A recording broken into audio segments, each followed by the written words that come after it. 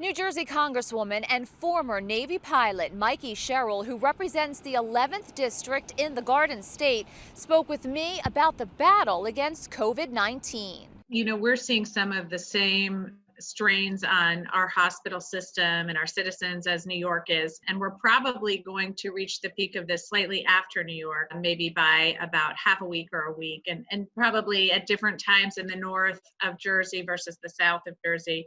But we're already seeing hospitals that at some points have to divert people away from their emergency room because they're out of ventilators or they're out of beds. We're already seeing shortages of PPE. We're coming up on shortages of ventilators. We've continued to ask the National Stockpile to replenish our ventilators in any way they can. And I know our hospital systems are continuing to use their supply chains to try to get more ventilators in. We're seeing the numbers go up every day still. Are you getting requests from New Jersey manufacturers looking to switch gears and now produce personal protective equipment? So we've had these great manufacturers like the Avedas and like Hani and Kenda Hammam have come to me just saying, look, we have these sophisticated machines that could produce N95 masks, and we want to help in the effort. We're willing to turn over some of our machinery and retool it so that our machines can make the masks we desperately need here.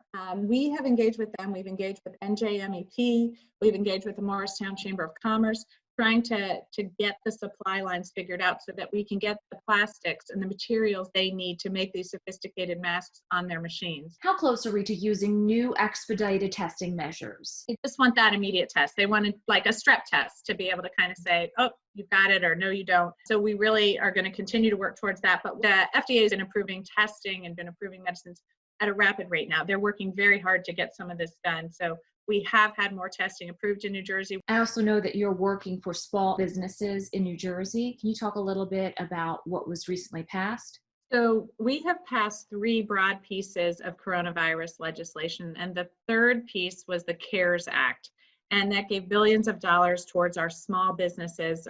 Specifically, we've been focused on how we get people to apply here in New Jersey. I have been hearing, I started to hear yesterday that some of the banks did not feel like they had all the regulations from Treasury that we needed. So I'd alerted Treasury yesterday that they needed to get those regulations promulgated. And I've been hearing today from small businesses today, many of our small businesses went to apply for these loans. And I do realize that not all of the banks are up to speed on the regulations and able to put out those loans. And so we've been working on that. My office has been working all day on getting the information we can and trying to help that process. But please bear with us. We put money into the bill to even improve the SBA process.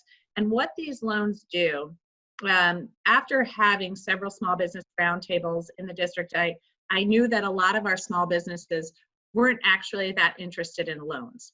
A lot of people don't know what this is going to look like on the other side. When are we going to all get back to work? What is business going to be like?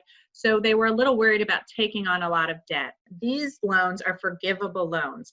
So for example, the payroll loans, the PPP loans, if you take that SBA loan and keep those workers on payroll throughout the crisis, that loan will be forgiven. If you do furlough some of those workers, then it will be prorated. We also have loans out that will be forgiven to pay for rent, for interest on your mortgage, and for some utilities. So we're trying to do what we can to keep our small businesses running. I know it's very hard on them. I speak to so many of them, but to keep them running so that on the other side of this crisis, we have ways of re-engaging our economy and getting right back to work. So it's been decades since we've had a global pandemic, and for many people, they are adhering to the stay-at-home call. So they're isolated. It's something that we're not used to. They're not going to work, really going out shopping unless it's essential. What would your message be to residents? My message would be thank you, because I know how hard it is. Believe me, as I mentioned, I'm home with my husband and my 4 kids. My husband and I are working from home. They're going to school from home. My kids are kind of antsy. We're trying to keep them busy as best we can. And I know it's not easy.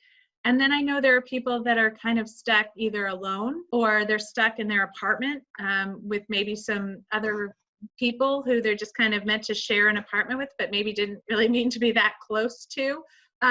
So we know it's not easy, but what everyone here is doing is helping the community and helping the nation. And it's really making it easier and easier for us. The better we do at this, the better we follow the social distancing guidelines, the better we follow the governor's guidelines and the CDC guidelines, the better able we are going to be able to get control of the coronavirus here in New Jersey, and then start to get people back to work and get people back out to our businesses and our stores, et cetera. Reporting for New Jersey News Network, I'm Veronica Dudo.